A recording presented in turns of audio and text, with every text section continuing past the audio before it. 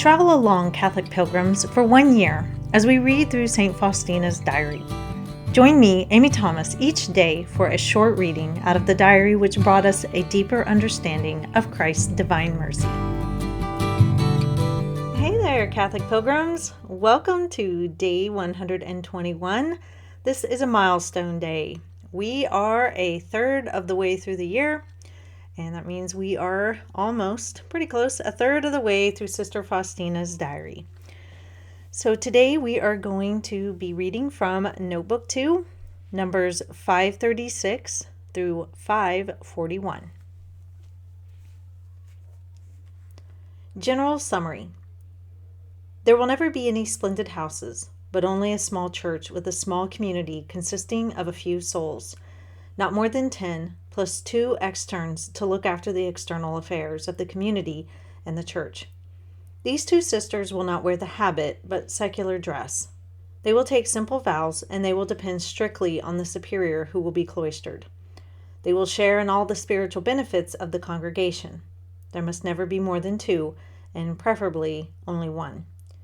Each house will be independent of the others, although they will be closely united by the rule, the vows, and the spirit. In exceptional cases, however, a sister from one community may be transferred to another, and also, if there is question of founding a new house, some sisters may be transferred, if need be, from another house. Each house will depend on the local ordinary. Each sister will have a separate cell, but life will be communal as regards prayer, meals, and recreation. Each nun, after her profession, will no longer see the world, even through a grill, as this will be covered with a dark cloth, and even the conversations will be strictly limited. She will be as if dead, not understood by the world and not understanding the world. She is to stand between heaven and earth, begging God constantly for mercy on the world, and that priests be empowered so that their words be not empty, and that they, in their extraordinary dignity, and so exposed to risks, might keep themselves completely stainless. Though these souls will not be numerous, they will be heroic souls. There will be no room for cowardly or effeminate souls. There will be no distinction between the sisters, no mothers, no reverends, no venerables, but all will be equal, even though there might be great differences in their parentage. We know who Jesus was, and yet how he humbled himself and with whom he associated. Their habit will be like that worn by Jesus during his passion, and they will not simply wear the robe he wore. They must also seal themselves with the marks he bore, suffering and scorn. Each one will strive for the greatest self-denial and have a love of humility, and she who will distinguish herself most in this latter virtue will be the one who is capable of leading the others. As God has made us sharers in his mercy, and even more than that, dispensers of that mercy, we should therefore have great love for each soul, beginning with the elect and ending with the soul that does not yet know God. By prayer and mortification, we will make our way to the most uncivilized countries, paving the way for the missionaries. We will bear in mind that a soldier on the front line cannot hold out long without support from the rear forces that do not actually take part in the fighting, but provide for all his needs, and that such is the role of prayer, and that therefore each one of us is to be distinguished by an apostolic spirit. In the evening, when I was writing, I heard a voice in my cell which said, "Do not leave this congregation. Have mercy upon yourself. Such great sufferings are in store for you." When I looked in the direction of the voice, I saw nothing, and I continued to write. Suddenly I heard a voice and the words, "When you leave, we will destroy you. Do not torture us." I glanced around and saw many ugly monsters, so I mentally made the sign of the cross, and they disappeared immediately. How terribly ugly Satan is. The poor damned souls that have to keep him company. Just the sight of him is more disgusting than all the torments of hell. A short time later, I heard this voice in my soul. "Do not fear anything. Nothing will happen to you against my will." After these words of the Lord, a strange power entered my soul. I rejoiced greatly that God is so good. Several years ago on my blog, I interviewed atheists who had converted to Catholicism. And I interviewed one atheist, or former atheist, a month for a whole year. And the conversations were so interesting. I would give them like an interview, through email. They would answer the question, and then I would type it up and I'd put it in blog form. So one guy that I interviewed, he was an atheist that got curious about religion. I can't remember if he had been an atheist for all of his life or if he had decided to turn away from God, but I want to say it was for his whole life. But he got curious about the Eastern religions. And so he just kind of left and he went to some country in Asia. I can't remember which one it was. And he just started learning. And, he met with a lot of the monks of different religions who live these very solitary lives. They spend a lot of time in prayer.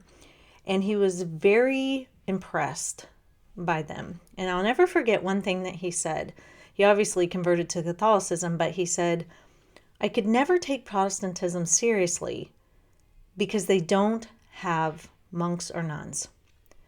When a religion has monks or nuns, there's something serious about that religion where they are willing to give up everything in order to go and serve God.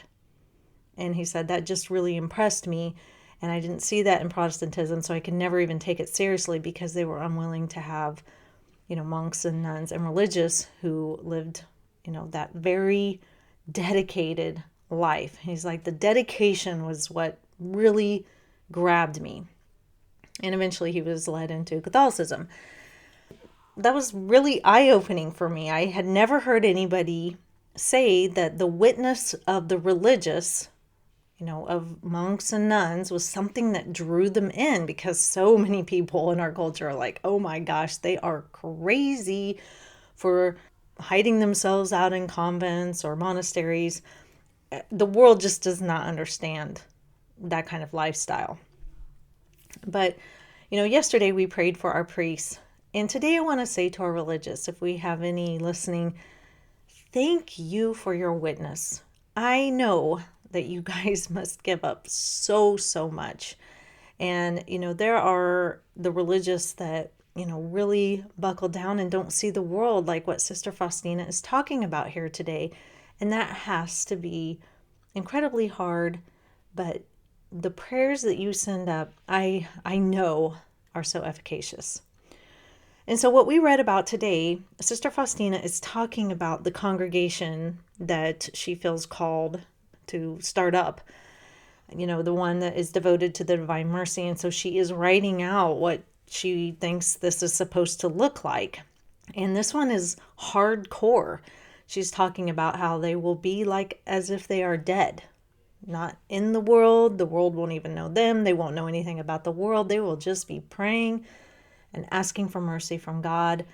They won't even see the world through the grill. Sometimes religious sisters, if they're in church or whatever, they can look through like these iron bars out at the congregation. They don't even get to do that. They are going to be focused. And she says even they're going to be a small group, but she wants to spread it over the whole world. And when I was in the Holy Land in Bethlehem, we went to a church called the Milk Grotto.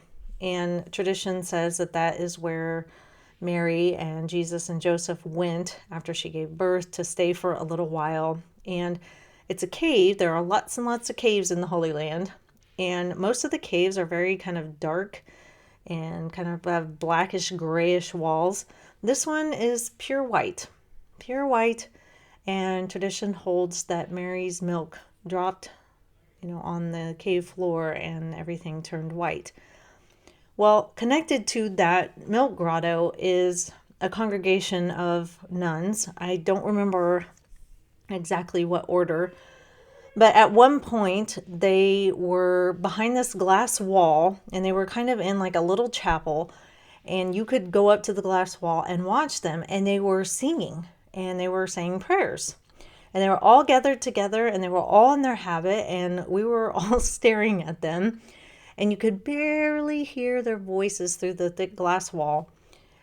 And I stood there and watched them for quite a while, and I thought to myself, when I'm back in the States just doing my thing, going to the grocery store, taking my kids to practice, taking my kids to go have play dates, going to get a massage or, doing something for myself.